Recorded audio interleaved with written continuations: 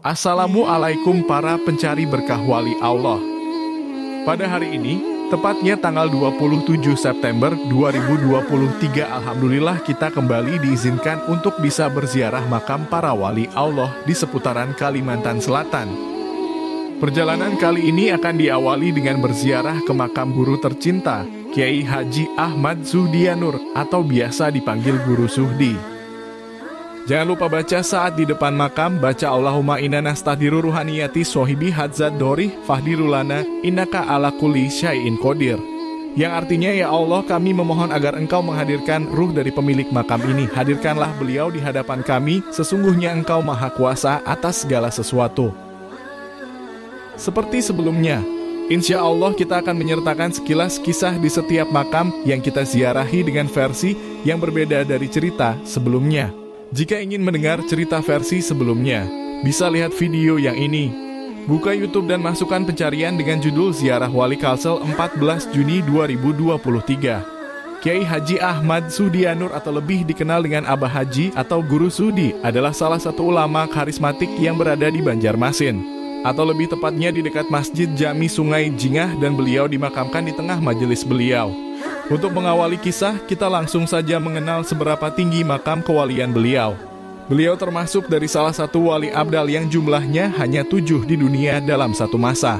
Dikatakan bahwa apabila ada wali abdal di suatu daerah, maka daerah itu akan makmur dan penuh curahan rahmat karena keberkahan dari wali abdal tersebut. Guru Suhdi juga termasuk salah satu dari wali yang mendapat predikat Ahlu Dark, yaitu golongan wali yang apabila dipanggil namanya dalam keadaan kesusahan, maka beliau akan menolong, baik saat beliau masih hidup maupun setelah beliau wafat. Sama halnya Syekh Saman Al-Madani yang jika disebut namanya, beliau akan datang menolong.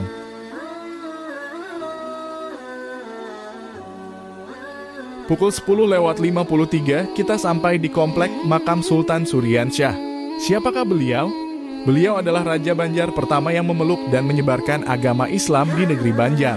Berkat bimbingan dari Sunan Bonang dan Khatib Dayan, beliau berhasil mencapai makom wali Allah yang luar biasa.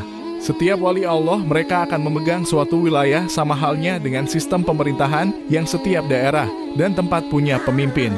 Begitu pula dunia kewalian, yang mana berkat wali tersebut Allah menurunkan rahmatnya dan menahankan balanya. Meskipun Sultan Suryansyah bermakam di Banjarmasin, namun Banjarmasin bukan dipegang oleh beliau, melainkan oleh Habib Basirih. Itu sebabnya dikatakan bahwa jika berziarah ke makam wali di Banjarmasin akan kurang afdol apabila tidak menyempatkan berziarah di Basirih.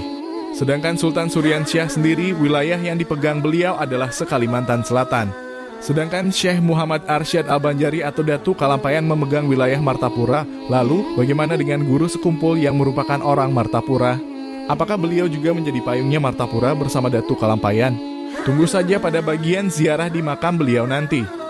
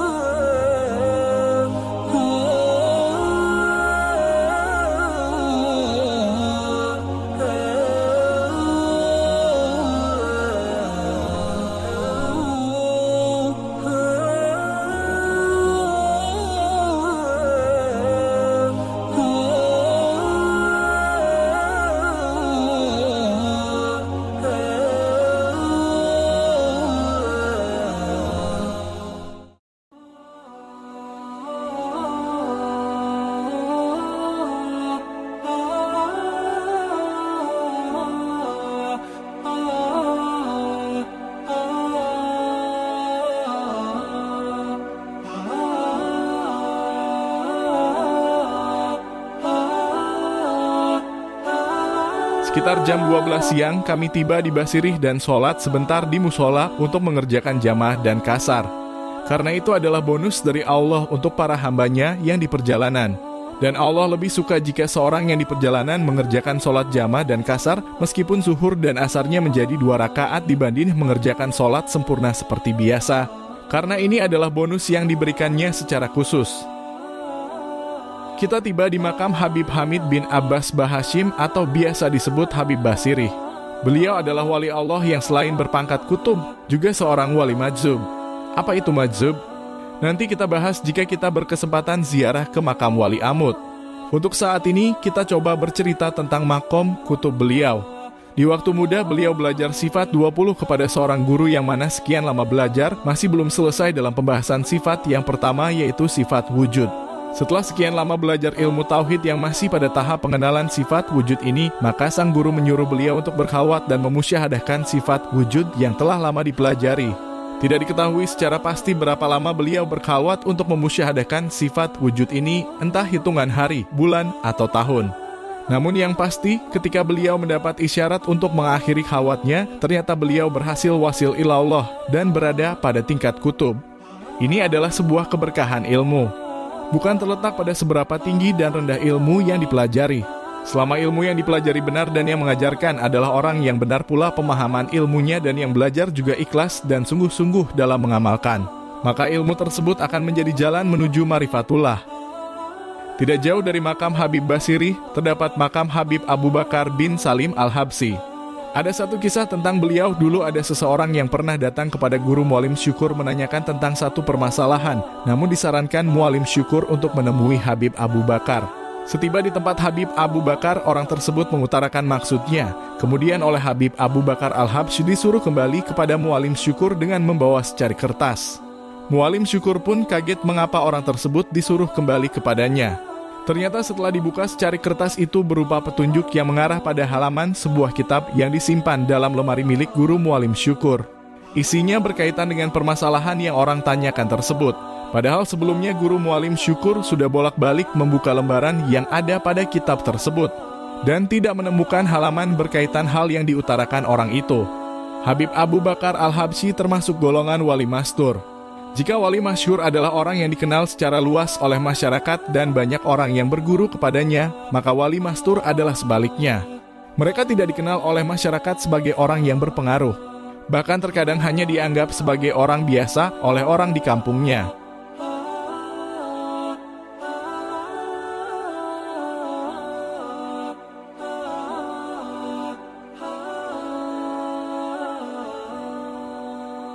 Pukul 14.00 tiba di Sekumpul Martapura untuk berziarah. Ziarah kali ini masih sama dengan sebelumnya, masih belum bisa berziarah ke dalam kubah beliau. Jadi kita ziarah di gang samping makan beliau saja. Tempat tidaklah masalah, yang penting hati kita hadir dan tersambung dengan beliau agar bisa mendapatkan berkah dari beliau.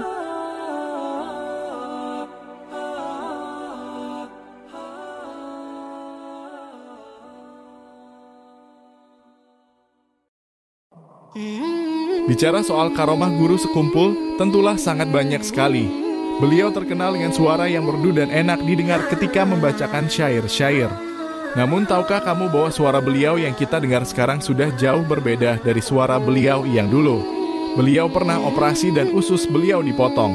Ini membuat tarikan nafas dan suara beliau juga ikut terpengaruh, bahkan sudah berkurang sekitar setengahnya dari sebelumnya. Waktu dulu karena saking indahnya suara beliau, saat beliau meminta ijazah Fatihah dari salah satu tuan guru yang rumahnya berada di dekat sungai, beliau diminta untuk membacakan surah Fatihah. Saat Fatihah dilantunkan, bahkan Ilung dan Kayapu pun berhenti hanyut di sungai. Setelah beliau selesai membaca, barulah hanyut kembali mengikuti aliran air sungai. Hal ini tidaklah mustahil, karena hal ini sudah pernah terjadi kepada Nabi Daud yang mana aliran air akan berhenti saat beliau membacakan kitab Zabur. Begitu pula dengan burung-burung yang ketika mendengar indahnya suara beliau, burung akan berputar-putar di udara sampai beliau selesai membaca. Karena rekaman di sini hanya sebentar, jadi tidak bisa bercerita lebih panjang. Kita akan sambung kisah karomah guru Sekumpul yang lain apabila ada kesempatan ziarah lagi. Menyambung pembicaraan sebelumnya tentang siapakah pemegang wilayah Martapura. Awalnya Datu Kalampayan yang memegang wilayah Martapura, namun kemudian diserahkan kepada guru sekumpul, sedangkan Datu Kalampayan sendiri memegang wilayah Kewalian Sepulau Kalimantan. Jadi, apabila ada hajat dunia atau akhirat, maka bertawasullah kepada Datu Kalampayan Syekh Muhammad Arsyad Al-Banjari. Insya Allah akan cepat kabul. Jam 15.45 tiba di komplek makam Datu Kalampayan Syekh Muhammad Arsyad Al-Banjari. Seperti yang kita ketahui bersama, Datu Kalampayan adalah seorang wali kutub khalifah mutlak dari Syekh Saman Al-Madani. Setelah sekitar 30 tahun menuntut ilmu di Makkah Madinah, beliau pulang ke kampung halaman untuk mengajarkan ilmu yang didapatkan. Beliau pulang berlayar dengan seorang murid yang ikut beliau. Dan ternyata murid yang ikut beliau pulang tersebut adalah seorang jin. Jin tersebut berjanji setia untuk menjadi murid Datu Kalampayan selama masih hidup dan akan berkhidmat kepada anak cucu Datu Kalampayan apabila Datu Kalampayan sudah meninggal. Jin tersebut bernama Badakut Almina yang sudah berumur puluhan ribu tahun, hidup di zaman Nabi Nuh. Karena Badakut Almina ini seorang jin yang tidak mengantuk, maka beliau diberi tugas oleh Datu Kalampayan untuk menunggu beduk subuh agar bisa membangunkan orang-orang tepat waktu. Oleh karena itulah, jin ini diberi gelar Datu Bedok. Sampai sekarang, Datu Bedok masih suka ikut hadir di pengajian para zuriat Datu Kalampayan dan kadang pula juga berdiam di kubah Datu Kalampayan. Datu Bedok ini juga kadang bisa menampakkan diri dalam berbagai bentuk hewan di sekitar kubah Datu Kalampayan. Meskipun Datu Bedok seorang jin, namun beliau juga wali Allah dengan pangkat Rijalul Gaib. Untuk yang biasa ikut acara sholat hajat mungkin tidak asing dengan nama Rijalul Gaib ini karena ada disebut dalam tawasul sebelum mengerjakan sholat hajat. Selain berziarah kepada Datu Kalampayan dan para istri di kubah utama, kami juga menyempatkan berziarah ke makam Datu Landak yang ada di samping kubah utama. Siapa beliau? Datu Landak punya nama Syekh Muhammad Afif Al-Banjari, beliau masih keturunan Datu Kalampayan. Beliau juga adalah ayah dari Syekh Abdurrahman Sidik atau biasa dikenal dengan nama Datu Sapat. Datu Landak adalah orang yang membawa tiang guru yang ada di Masjid Agung Al-Karomah Martapura. Saat mencari kayu ulin di hutan, beliau banyak menemui berbagai macam jin, namun semua tunduk dan membantu beliau. Sepanjang perjalanan beliau menyeret kayu ulin tersebut, beliau banyak menemukan harta alam seperti emas dan intan yang besar-besar, namun beliau tidak mengambilnya.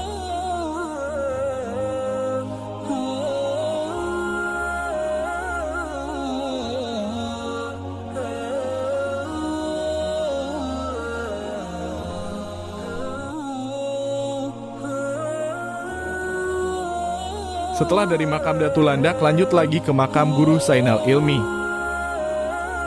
Dulu ada seorang petani yang memiliki kebun durian yang tidak kunjung berbuah. Kemudian dia berhajat bahwa apabila kebunnya berbuah, dia ingin menghadiahkan kepada Guru Zainal Ilmi. Setelah beberapa waktu, di kebun tadi tumbuh buah namun hanya sebanyak 3 biji saja.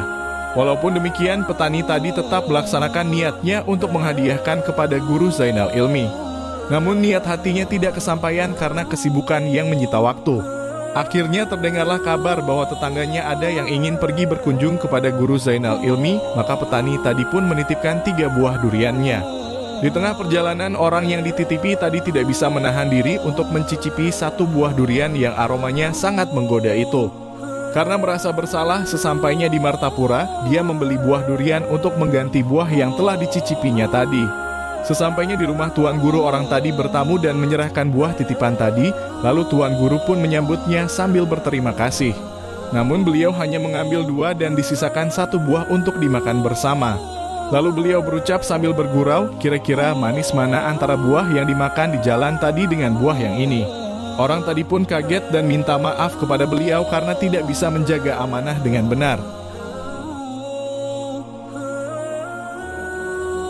Jam 18.51, rombongan jamaah tiba di makam Datu Nuraya untuk berziarah.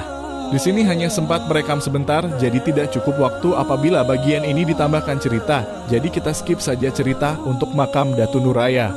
Semoga di kesempatan berikutnya bisa ke sini kembali.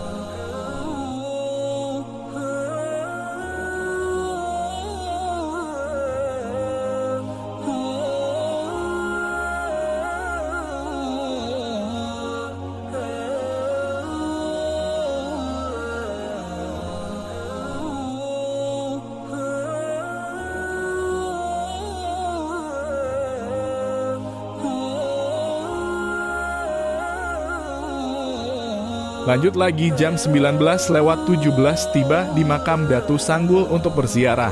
Seperti yang kita ketahui bersama, Datu Sanggul adalah seorang wali Allah yang memiliki karomah bisa berpindah-pindah tempat dalam sekejap mata.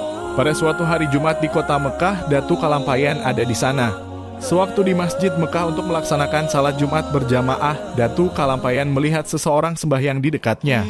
Dia tertarik untuk mengetahui karena orang itu mengenakan baju palimbangan hitam dan celana hitam serta memakai laum.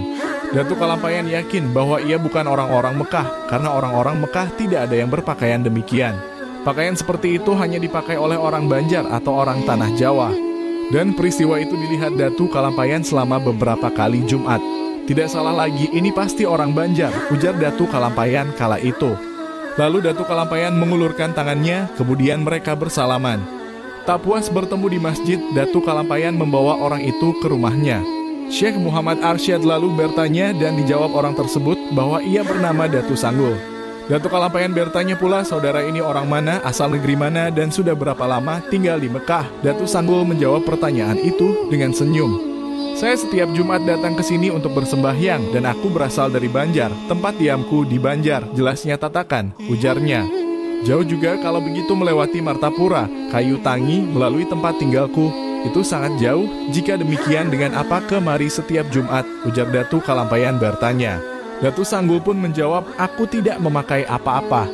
Hanya karena hendak kemari saja dan kebetulan Allah SWT memberikan kekuatan kepadaku sehingga aku sampai ke sini. Sejak pertemuan awal itu, Datu Sanggul dan Datu Kalampayan semakin sering bertemu di setiap sholat Jumat. Dan karena sering bertemu, maka terjalinlah persahabatan antara keduanya.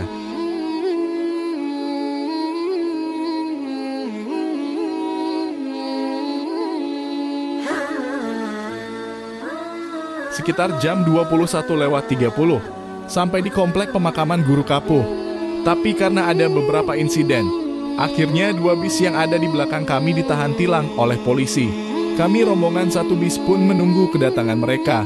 Sekitar jam 22:10 barulah kami berziarah. Karena di sini sedang ada persiapan acara, sehingga kami tidak bisa berziarah ke dekat kubah. Hanya berziarah dari tenda. Ini adalah foto gambar makam Guru Kapuh yang diambil saat acara haul pertama beliau. Paginya jam 7:29 tiba di area makam Datu Muhammad Nafis. Datu Nafis adalah seorang ulama kelahiran Martapura dan meninggal di Kalua, Kabupaten Tabalong. Beliau merupakan seorang bangsawan yang masih keturunan dari Raja Banjar, yaitu Sultan Suryansyah. Salah satu kitab beliau yang sangat terkenal adalah kitab Durun Nafis yang berisi tentang ilmu hakikat marifat. Karena isi kitabnya yang sangat dalam dan tinggi, beberapa ulama mengatakan bahwa kitab ini haram dipelajari untuk kalangan umum. Hanya orang-orang yang sudah kuat ilmu syariat dan tauhid saja yang boleh untuk mempelajari kitab ini untuk menghindari kesalahan tafsir dan penyimpangan pemahaman. Datu Nafis juga seorang wali kutub. Beliau hidup sezaman dengan Datu Kalampayan dan sama-sama belajar kepada Syekh Saman Al-Madani.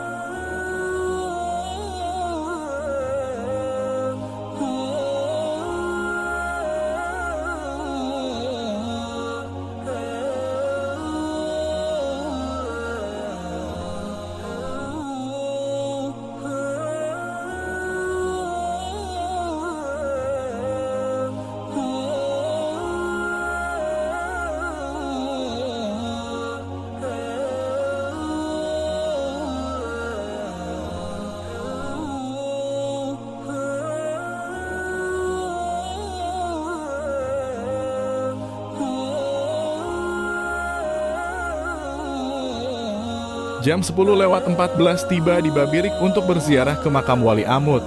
Nama beliau adalah Rahmat, beliau lahir sekitar awal tahun 1900-an. Wali Amut terkenal dengan kisahnya yang suka berjalan tanpa arah dan tujuan tanpa mengenakan pakaian. Tidak sedikit orang yang bahkan menganggap beliau gila. Setelah lama berjalan, akhirnya keberadaan Wali Amut diketahui oleh keluarga. Bermula ketika di Klayan Banjarmasin, geger ditemukannya seseorang yang berpenampilan seperti Wali Amut, tidak berpakaian, tetapi dengan izin Allah dapat menyembuhkan penyakit orang yang memeliharanya, yaitu Ma Utuh. Diceritakan bahwa Ma Utuh ini menderita penyakit abuh, yaitu pembesaran perut. Kesana kemari berobat tidak juga sembuh. Tetapi atas saran seorang Habib, Ma Utuh disarankan untuk memberi makan dan memelihara seseorang yang terlihat aneh dan menyimpang dari kebiasaan orang banyak. Dan orang yang ditemukan oleh Ma Utuh tersebut tidak lain adalah Amut. Maka begitu mendengar hal tersebut, keluarga yang ada di Babirik Amuntai pergi ke Banjarmasin untuk menjenguk dan memastikan apakah yang diributkan orang adalah Wali Amut. Beliau terkenal bisa menyembuhkan banyak penyakit dan kabar ini tersebar ke berbagai daerah hingga banyak yang datang berkunjung dan mulai banyak yang berubah pandangan dari yang tadinya menyangka beliau gila. Kini mulai berpandangan bahwa orang ini bukan orang sembarangan, melainkan punya kelebihan khusus di sisi Allah. Berkenaan dengan pembicaraan sebelumnya, yaitu tentang Wali Majzub. Wali Amut ini termasuk dalam golongan Wali Majzub, yaitu orang yang ditarik oleh Allah pikiran manusiawinya, namun hatinya tidak pernah lepas dari mengingat Allah. Sehingga kadang tingkahnya terlihat aneh, bahkan seperti orang gila. Tergantung dari berapa persen pikiran manusiawinya dihilangkan. Sebagian orang mungkin merasa aneh, kenapa bisa ada orang yang terlihat gila, namun justru dikatakan Wali Allah. Padahal orang yang patut dikatakan Wali Allah adalah orang yang rajin ibadah dan sangat menjaga dengan syariat. Sedangkan orang seperti Wali Amut ini bahkan terlihat membuka aurat tidak sesuai dengan syariat. Bahkan bisa dibilang tidak terlihat sholat. Ketahuilah bahwa orang yang majzub itu yang hilang hanya akal manusiawinya, sedangkan ruhaninya selalu terhubung kepada Allah. Oleh karena itu pula mereka tidak dikenakan hukum syariat sebab syarat wajib sholat adalah orang yang berakal.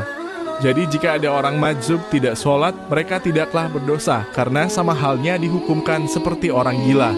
Ada beberapa pandangan dari para ulama tentang lebih afdol mana wali yang majzub dengan wali yang suluk.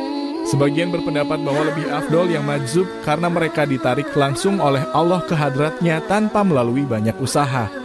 Berbeda dengan para salikin yang menjalani suluk, mereka berusaha dengan berbagai macam ibadah zahir dan batin untuk bisa sampai ke hadrat Allah dan mencapai martabat wali Allah. Tentu keistimewaan ini berbeda antara orang yang dijemput Allah dengan orang yang berjalan untuk mendatangi Allah. Namun sebagian ulama berpendapat bahwa yang afdol tentu para wali atau salikin yang menjalani jalan suluk. Karena mereka melakukan berbagai usaha ibadah, ilmu, dan amal agar bisa sampai ke hadrat Tuhan. Tentu mereka telah menjalani berbagai macam tahapan dan ujian. Sehingga para wali yang layak dijadikan guru mursyid hanyalah para wali yang telah menjalani tingkatan dari bawah sampai atas sehingga mereka mudah membimbing para muridnya. Berbeda dengan wali majzub yang tidak melewati rintangan dan kesulitan di setiap tingkatan martabat dalam suluk sehingga mereka tidak bisa untuk membimbing para murid. Jam 11:22 berziarah di Kubah Dingin, Kecamatan Daha Utara, Nagara. Syekh Muhammad Ghazali bin Abdul Hamid nama beliau. Asal beliau dari Pangkal Pinang, Riau, Pulau Sumatera yang mana dahulu beliau menyiarkan Islam lewat jalur sungai dan hingga tiba di daerah hulu Sungai Selatan yang tepatnya di Nagara. Saat ini kubah beliau selalu ramai diziarahi para peziarah dikarenakan ada satu karomah termasyhur beliau ialah di area kubah beliau suasananya sangat tenang dan damai dan di area kubah beliau terasa dingin seakan-akan seperti ruangan ber-AC yang dinginnya membuat bulu-bulu badan berdiri dan seakan-akan menembus dan menusuk ke tulang. Padahal cuaca di luar begitu sangat panas. Rasa dingin pun masih terasa saat kita sudah keluar kubah beliau. Makanya sampai saat ini kubah beliau terkenal dengan sebutan kubah dingin. Itulah sedikit karomah beliau yang nyata. Apabila seseorang ziarah makam beliau namun tidak merasakan rasa sejuk dingin yang merasuk ke badan, mungkin hatinya terlalu keras dan panas akan emosi dan hawa nafsu. Itu perkataan mereka warga sekitar, bukan kata saya, jadi jangan tersinggung. Karena aku sendiri saat berziarah tidak merasakan hawa dingin. Hanya merasakan sejuk saja karena berada di depan kipas angin. Berarti aku juga termasuk orang masih banyak dosa dan nafsu duniawi. Jam 12:19 lanjut ziarah ke makam Syekh Muhammad Taher bin Syihabuddin atau yang lebih terkenal dengan sebutan Datu Daha. Ada satu kisah yang terkenal tentang beliau, yaitu ketika beliau ingin berangkat haji namun di tengah perjalanan, kapal dihantam ombak dan membuat kapal tidak stabil. Kapten kapal menyarankan untuk mengurangi muatan agar kapal bisa bertahan di tengah gempuran ombak. Awalnya diundi yang keluar sebagai orang terpilih yang harus dibuang dari kapal adalah Syekh Muhammad Taher. Kemudian diadakan pengundian beberapa kali dan hasilnya tetap sama. Lalu dilemparlah beliau ke tengah laut. Singkat cerita, beliau diselamatkan oleh orang tua yang tinggal di tengah pulau. Beliau melihat banyak sekali makam di pulau itu. Dan ternyata itu adalah makam para jamaah haji yang meninggal di lautan dan dikuburkan oleh orang tua tadi. Karena durasi rekaman ini pendek, jadi kita singkat saja ceritanya. Diketahuilah bahwa orang tua tadi ternyata Nabi Khidir dan menyarankan kepada Syekh Muhammad Taher untuk menunggu seseorang jika ingin pergi berhaji. Karena seseorang tersebut setiap Jumat akan berkunjung sebelum pergi ke Mekah. Lalu sampailah pada waktu yang ditentukan dan beliau bertemu dengan orang yang dinantikan tersebut. Ternyata orang itu adalah Datu Sanggul. Namun mereka masih belum saling mengenal. Karena Datu Sanggul baru disebut Datu oleh kita di zaman sekarang. Begitu pula Datu Daha. Mustahil kan orang yang hidup sezaman dengan mereka saling memanggil dengan sebutan Datu padahal seumuran. Oke, lanjut. Datu Sanggul menyuruh Datu Daha berpegangan kepada Datu Sanggul sambil memejamkan mata. Setelah mata dibuka, mereka sudah sampai di salah satu pintu Masjidil Haram. Setelah beberapa hari, para rombongan kapal tadi bertemu dengan Datu Daha dan kaget karena Datu Daha yang dibuang justru lebih dulu sampai ketimbang mereka yang berlayar. Begitu pula saat pulang, Datu Daha dikira tidak menjalankan ibadah haji karena sudah di kampung beberapa hari setelah Idul Adha, padahal seharusnya perlu waktu beberapa bulan untuk pulang setelah berhaji. Sebenarnya cerita ini ada kejanggalan. Karena diriwayatkan Datu Daha ini adalah murid dari Datu Taniran. Yang mana Datu Taniran adalah anak dari Haji Muhammad As'ad bin Syarifah binti Syekh Muhammad Arsyad Datu Kalampayan. Bagaimana mungkin Datu Daha yang bertemu Datu Sanggul ini ternyata murid Datu Taniran? Karena Datu Sanggul hidup sezaman dengan Datu Kalampayan, sedangkan Datu Taniran yang merupakan guru dari Datu Daha ternyata adalah keturunan ketiga oleh Datu Kalampayan. Logikanya begini, kamu punya teman bernama si A punya anak si B, dan si B punya anak si C, lalu si C punya anak lagi si D. Apakah bisa seseorang yang berteman dengan si A ternyata berguru dengan si D? Mungkin kisah pertemuan dengan Datu Sanggul bukanlah Datu Daha, atau mungkin yang jadi murid Datu Taniran yang bukan Datu Daha. Wallahu alam. Selanjutnya pukul 13:11 berziarah ke makam Habib Ibrahim Al-Habsyi. Beliau adalah murid dari Habib Ali Al-Habsyi, pengarang dari Rawi Maulid Al-Habsyi. Habib Ibrahim ditugaskan oleh Habib Ali Al-Habsyi ke Indonesia, khususnya di daerah Nagara. Habib Ibrahim diceritakan mendapat kiriman 4 kayu dari surga ketika mendirikan masjid yang ada di dekat jembatan. 3 kayu ada di masjid dan 1 kayu ada di samping pintu masuk makam beliau. Wah, siapa kemarin yang sempat memeluk kayu yang ada di dekat makam beliau? Semoga berkat Habib Ibrahim Al-Habsyi bisa masuk surga tanpa hambatan. Oke, lanjut bercerita. Ada satu kisah unik yang membuat beliau akhirnya bermakam di Nagara. Menjelang wafatnya, beliau pulang ke Hadramaut untuk menghabiskan sisa usia. Di sanalah beliau ingin dimakamkan. Namun, ternyata Allah berkehendak lain. Tanpa sengaja beliau membawa pena yang menjadi hak milik panitia pembangunan masjid. Jadilah beliau kembali pulang ke Indonesia demi mengembalikan pena tersebut. Sesaat setelah kedatangan beliau dari Hadramaut, beliau pulang ke Rahmatullah pada hari Jumat 14 Syafar 1354 Hijriah. Mengenai kayu surga adalah kejadian menarik ketika Masjid Jami sedang dibangun. Sebenarnya Masjid Jami direncanakan akan dibangun di desa Tambak Bitin, namun karena suatu kejadian akhirnya dibangun di desa Sungai Mandala. Latar belakang perpindahan ini sangat mengherankan. Suatu hari muncul angin ribut yang berlangsung selama 3 hari 3 malam. Angin ribut itu menerbangkan puncak Masjid Jami yang ada di desa Tambak Bitin ke desa Sungai Mandala. Puncak masjid itu kemudian dikembalikan lagi tempatnya semula. Anehnya, ketika sudah dikembalikan, angin ribut kembali menerbangkan puncak masjid ke desa Sungai Mandala. 3 kali puncak masjid itu dikembalikan dan 3 kali pula puncak masjid itu ditebangkan angin ke desa Sungai Mandala. Akhirnya Habib Ibrahim dan seluruh warga sekitar bersepakat untuk membangun dan memindahkan masjid tersebut ke desa Sungai Mandala. Pembangunan masjid membutuhkan kayu yang besar dan tinggi untuk tiang. Masyarakat berbondong-bondong mencarinya namun tidak berhasil menemukan. Kejadian ini dilaporkan kepada Habib Ibrahim Al-Habsyi. Mendengar keluhan masyarakat, beliau melaksanakan salat 2 rakaat dan memberitahukan besok jam 11 akan datang kayu yang besar dan tinggi. Keesokan harinya, apa yang dikatakan sang Habib terbukti, ada 4 balok kayu terhanyut di sungai. Jam 15:49 kami menyempatkan untuk berziarah ke makam Datuk Ahmad Balimau.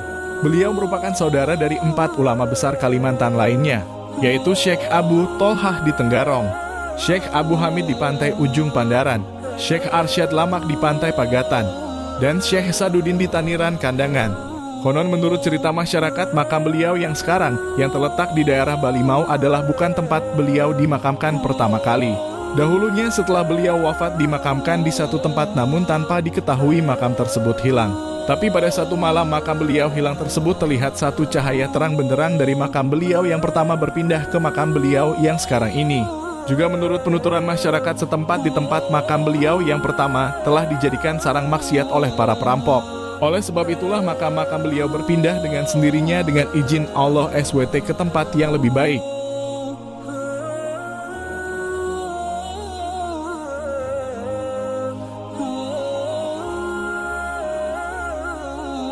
Terima kasih untuk para driver bis yang berkenan mengantarkan kami berkeliling dan menjelajah berbagai tempat untuk berziarah.